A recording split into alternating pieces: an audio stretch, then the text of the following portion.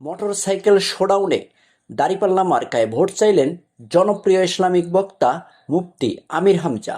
আগামী জাতীয় সংসদ নির্বাচনের দিনক্ষণ এখনও অন্তর্বর্তী সরকারের প্রধান উপদেষ্টা প্রফেসর ডক্টর ইউনূস চূড়ান্তভাবে ঘোষণা না দিলেও আগেভাগেই মাঠে নামলেন কুষ্টিয়া সদর ৩ আসনের জামাতে ইসলামীর মনোনীত প্রার্থী ও অত্যন্ত জনপ্রিয় এবং সুপরিচিত ইসলামিক বক্তা মুফতি আমির হামজা।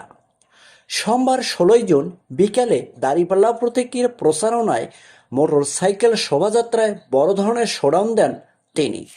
সোমবার ১৬ জুন আনুমানিক বিকাল ৪টার দিকে সদর উপজেলার পাটিকাবাড়ি মোড় এলাকা থেকে শোভাযাত্রাটি শুরু হয়।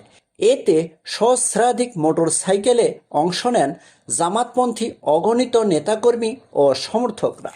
শোভাযাত্রাটি কয়েকটি ইউনিয়নের প্রধান প্রধান সড়ক ও জনবহুল এলাকায় সন্ধ্যা ৭টা পর্যন্ত ইবি থানার গোস্বামী, দুর্গাপুর, মনোহরদিয়া, উজানগ্রাম, পাটিকাবাড়ি ইত্যাদি ইউনিয়নের শোডাউন দিতে দেখা যায়।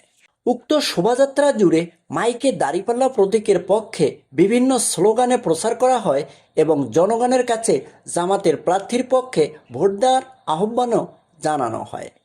উক্ত শোভাযাত্রায় নির্বাচনী প্রচারণায় আমির হামজার সঙ্গে ছিলেন কুষ্টিয়া জেলা জামাতের সহকারী সেক্রেটারি খায়রুল ইসলাম রবেন, উলামা বিভাগের জেলা সেক্রেটারি মাওলানা ইয়াসির আরাফাত জিহাদি এবং সহকারী সেক্রেটারি মাওলানা ইব্রাহিম খলিল সহ জামাতি ইসলামের কুষ্টিয়া জেলার ও ইবি থানা শাখার গুরুত্বপূর্ণ নেতারাও সেখানে উপস্থিত ছিলেন। শোভাযাত্রা আয়োজক কমিটি জানান, শান্তিপূর্ণ ও সুশৃঙ্খল পরিবেশে কর্মসূচিটি সম্পন্ন হয়েছে। জামাত নেতারা আশা প্রকাশ করেন, জনগণ ন্যায় বিচার ও ইসলামী মূল্যবোধ ও সামাজিক কল্যাণের প্রতীক হিসাবে আগামী জাতীয় সংসদ নির্বাচনে দাঁড়িপাল্লাকেই বেছে নেবে।